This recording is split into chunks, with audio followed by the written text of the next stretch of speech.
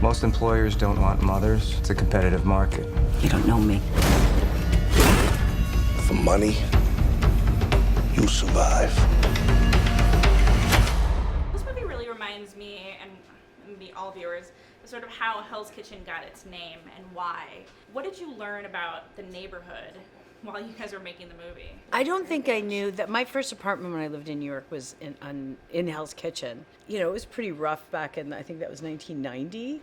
It was not as cleaned up as it is now, but like once I started researching this, I didn't realize like just how kind of lawless in a way it was. It was just a really, really difficult, rough place to grow up. There's certain places you didn't walk by and you knew that guy was there and then they didn't like each other. Like, he's like, you just kind of navigated your blocks to get through. He's like, it was a bit of a war zone. Speaking of, there's a pretty gruesome scene in the movie in which you sort of learn a new skill. Was there a technical advisor for that?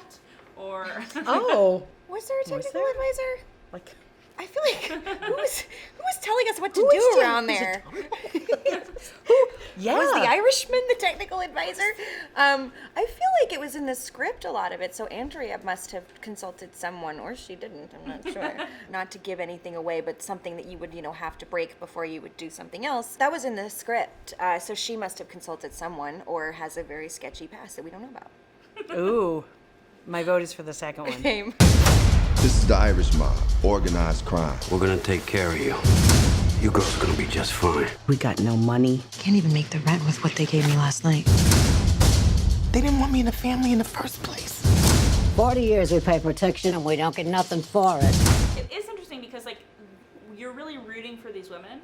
Like, you want them to come out ahead, but there is, like, some moral dilemma there. Very much so. How did you guys sort of wrestle with that? That's really one of the most appealing things about it. I'd love to have a character that you shouldn't root for and yet you find yourself rooting for. And also I think it's really easy for people to say like, well, I wouldn't do that. But when you have no choice, you're backed into a corner, you're going to lose your house. I had to have 2 kids that I had to take care of and protect. When all of that goes away and you've done every upstanding thing you can to protect your family, what would you do? Like, it's easier said than done to say you would never.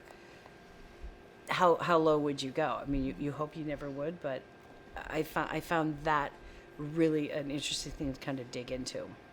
Yeah. And for Claire, I mean, she comes from a place where violence is power.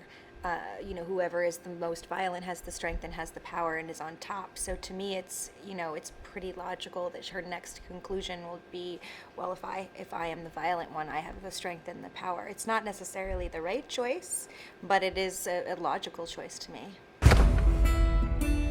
Alfonso Coretti. You girls been very busy, haven't you, Ruby? Mrs. Brennan. I won't bite. Claire, you're the one I have to watch out for, aren't you? Listen to him blow.